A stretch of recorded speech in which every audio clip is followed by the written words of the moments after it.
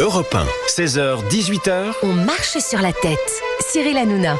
Et il est 17h33 sur Europe 1, on est en direct. Merci d'être avec nous, on est ensemble jusqu'à 18h bien sûr. Je vous donne un petit peu le programme. Dans un instant, on va être avec Bartholomé Lenoir, député de la Creuse, porte-parole de l'UDR, qui est avec nous. Il a interrogé le président de l'Arcom, Roch-Olivier Mestre, sur son choix de faire disparaître C8 et Énergie 12. Et puis, on aura également dans un instant Arnaud Ropars, policier à la BAC d'Aix-en-Provence, auteur du livre Regard de flic. Vous avez des questions à lui poser, n'hésitez pas, 01 80 20 39 21, et on fera un petit point sur la BAC, sur la police. Et c'est vrai que son livre dit beaucoup de choses. Magnifique, le livre. D'ailleurs, je vous l'offrirai d'ailleurs, Gauthier Lebray. Merci. Puisque j'aime quand vous lisez et j'aime quand je vous offre des cadeaux. Ouais, j'aime beaucoup quand vous me faites des cadeaux.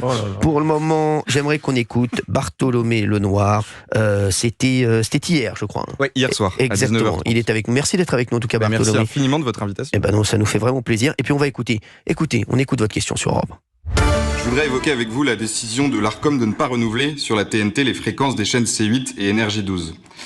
Car les 9 membres du collège n'ont pas seulement condamné C8 et Énergie 12, mais aussi des millions de téléspectateurs, comme le prouvent les récents records d'audience de ces chaînes. Alors, vous me répondrez sans doute que la composition de votre collège se veut démocratique, car 3 des membres du collège de l'Arcom sont désignés par la présidente de l'Assemblée nationale, 3 autres par le président du Sénat, et vous-même par le président de la République.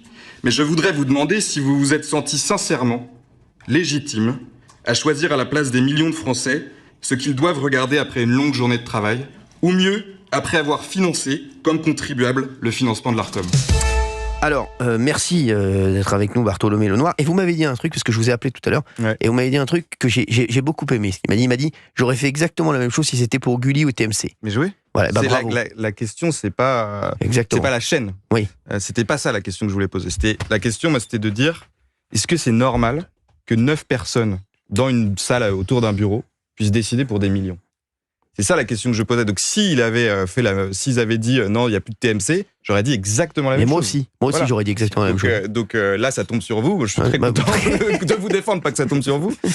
Mais c'était ça le point de ma question. C'était, je pense qu'il y a une vraie crise démocratique et ce genre de décision alimente cette crise démocratique. Vous savez quel est le premier critère pour renouveler une chaîne, Bartholomé? Le premier critère pour renouveler une chaîne, oui. C'est le pluralisme. Non, ça c'est le deuxième. C'est le deuxième. C'est la liberté. Non, le premier c'est l'adhésion du public. Ah oui. Exactement. Donc voilà, qui est première chaîne TNT, puis c'est C8.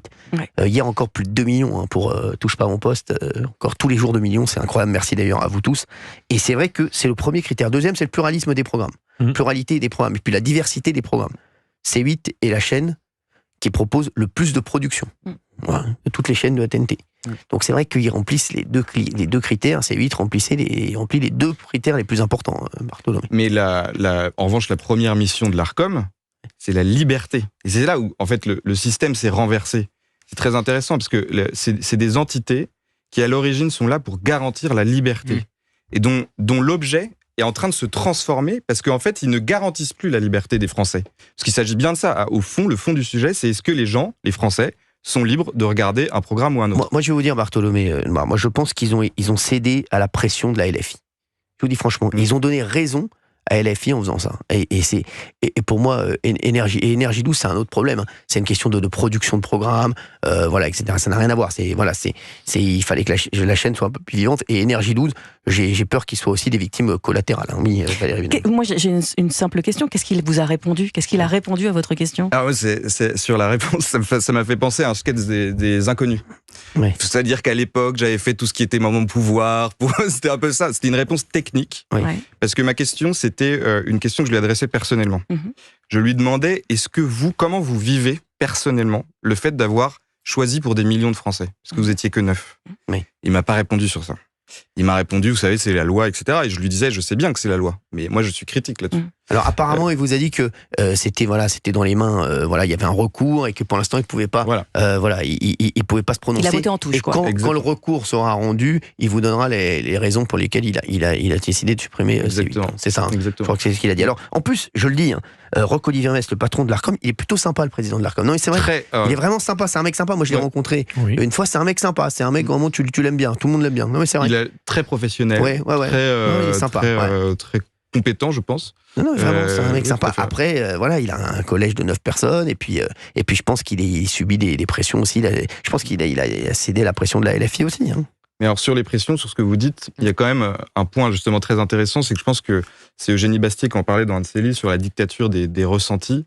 Et je pense qu'aujourd'hui, dans cette décision-là, effectivement, ils subissent la pression des minorités, mais ils ont oublié la majorité. Oui, c'est ça. Et à un moment donné, il faut quand même on est là pour la majorité. Je suis d'accord. Effectivement, il faut soutenir les minorités, etc. Mais il ne faut pas que ça aille au détriment de la majorité. Et je vais vous dire, moi, quand on me demande si je suis pour supprimer LFI, parce que c'est une question qui se pose énormément, c'est une question que à chaque fois je dis, il n'est hors de question de supprimer la France insoumise.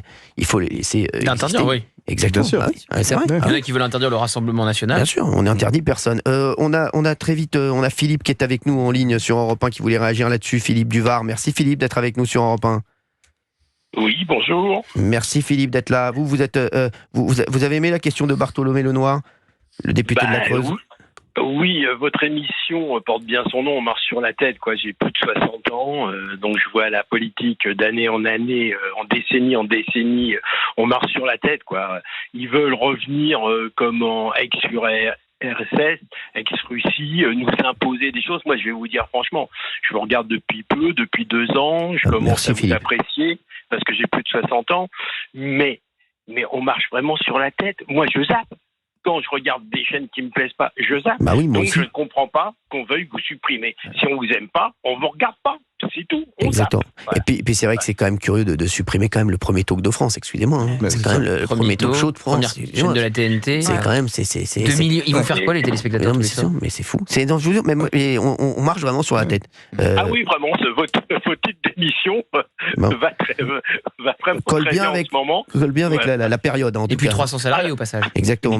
Merci Philippe de nous avoir appelé sur Europe 1. Merci beaucoup Philippe. Je voudrais remercier Bartholomé Lenoir d'avoir été avec nous, député de la Creuse. Vous venez nous voir pour un autre sujet quand vous voulez. Hein. Avec grand plaisir. Et je tiens à dire qu'il y a beaucoup de Creusois qui regardent C8 et c'est ça le sens de mon mandat aussi, c'est de défendre ces gens-là qui ont la liberté de regarder ce qu'ils veulent, soit TF1, C8. Exactement. Et donc, je veux leur passer un message de sympathie à la Creuse et de défense de leur liberté. Et j'embrasse aussi tous les téléspectateurs de la Creuse. Voilà, et merci à Bartholomé Lenoir d'être venu nous voir sur Europe 1. Vous revenez quand vous voulez. On va se retrouver dans une minute. Regard de flic, le livre hommage aux 180 000 policiers qui veillent sur les Français. On va en parler avec Arnaud Repart dans un instant.